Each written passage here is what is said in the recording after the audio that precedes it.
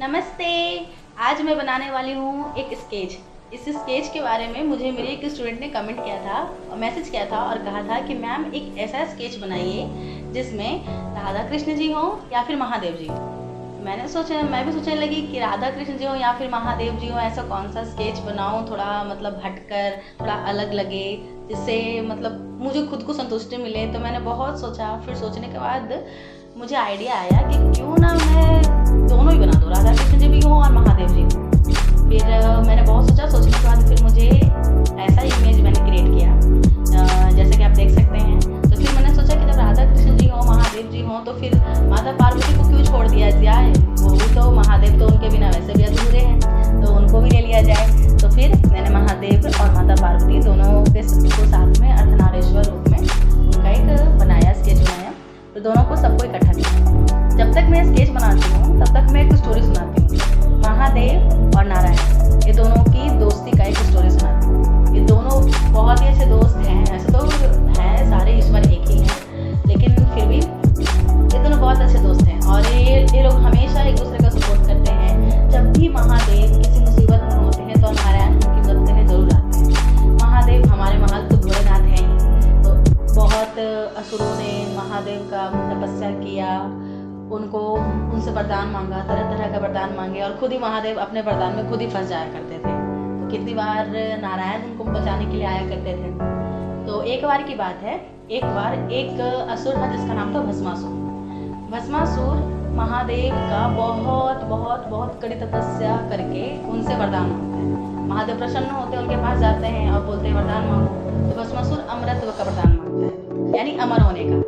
तो महादेव कहते हैं अमर तो तुम नहीं हो सकते, अमरत्व का वरदान तो मैं नहीं दे सकता, क्योंकि जिसका भी जन्म हुआ है पृथ्वी पर वो तो मरेगा ही एक दिन, कुछ और वरदान मांगो। तो भस्मासुर कहता है कि ठीक है, अमरत्व का ना सही। तो भस्मासुर वरदान मांगता है कि मुझे एक ऐसा वरदान दीजिए कि मैं जिसके भी सर पर हाथ रखूं वो भस्म हो जाए। तो महादेव बोलते ठीक है, तथास्तु, दे दिया। अब भस्मासुर को वरदान मिलता है तो भस्मासुर बहुत घमंडी हो जाता है। वो सारे देवताओं को, बहुत सारे लोगों को परेशान करने लगता है। सबके सर पे हाथ रख उनको भस्म करने लगता है। अब इससे परेशान हो जाते हैं सारे देवता, सब लोग परेशान हो जाते हैं। फिर भस्मासुर कहता है क्या कि क्यों ना जिन्होंने मुझे वरदान दिया है उन पर ये ट्राई किया जाए। तो वो जाते हैं महादेव के पास और महादेव के सर पर हाथ रख के भस्म करने के इरादा से वो वहाँ से जाने लगता है। फिर ये बात महादेव को पता चलती है, माता पार्वती को पता चलती है। तो माता पार्वती जाते हैं नारायण के पास, जाकर बोलते हैं कि उनकी मदद कीजिए, भोलेनाथ की मदद कीजिए। उन्होंने भोलेपन में अपने ही ऐसे भक्त को वरदान दे दिया और वो वरदान उन्हीं को मारने पर तुला है। तो नारायण बोलते ठीक है। नारायण तो माता पार्वती को बहन मानते हैं, तो वो कहते ठीक है बहन, मैं मदद जरूर करूँगा। फिर नारायण मोहिनी का रूप धारण करते हैं। मोहिनी का रूप धारण करके जाते हैं भस्मासुर के पास। भस्मासुर मोहिनी का रूप देखकर मोहित हो जाता है। फिर मोहिनी यानी नारायण बोलते हैं क्या कि एक काम करो, मेरे साथ नृत्य करो, जैसा मैं बोलता हूँ बिल्कुल वैसा ही नृत्य करना। तो भस्मासुर बोलता है ठीक है। फिर मोहिनी यानी नारायण बहुत कोशिश करते हैं, नृत्य करते करते, डांस करते करते अपने सर पर हाथ रखने का, ताकि भस्मासुर भी नकल करके अपने सर पर हाथ रखे। लेकिन भस्मासुर इतना भी बेवकूफ़ नहीं था। वो बार बार नारायण का बात ना सुनकर, मतलब उनके जैसा नकल ना करके ना करने का कोशिश कर रहा था। फिर भी बहुत बार नाचने की धुन में आखिर वो अपने सर पे हाथ रख लेता है और वो भस्म हो जाता है। तो यहाँ पर इस प्रकार नारायण ने महादेव की मदद की।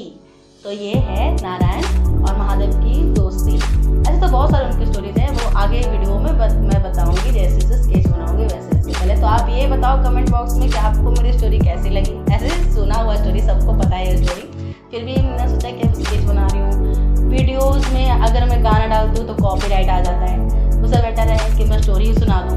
थोड़ा जिसे नहीं पता होगा उसे पता लग जाएगा, और जिसे पता है फिर भी वो थोड़े से सुन लेंगे। थोड़े से बोर होने से तो अच्छा है कि थोड़े तो सुन लेंगे। फिर भी दोस्तों आप जरूर कमेंट कीजिए कि आपको कैसी लगी मेरी स्टोरी, और स्केच के बारे में ज़रूर बताइएगा कि कैसा लगा मेरा स्केच। और अगर आप चाहते हैं कि मैं थोड़ी और अलग स्केच बनाऊँ तो आप वो भी कमेंट कर सकते हैं, वो भी बता सकते हैं कि मैं अलग क्या स्केच बनाऊँ। और अगर आपको अच्छा लगा हो, मैंने बहुत मेहनत किया है, 2 दिन लग गया है इस स्केच को बनाने में।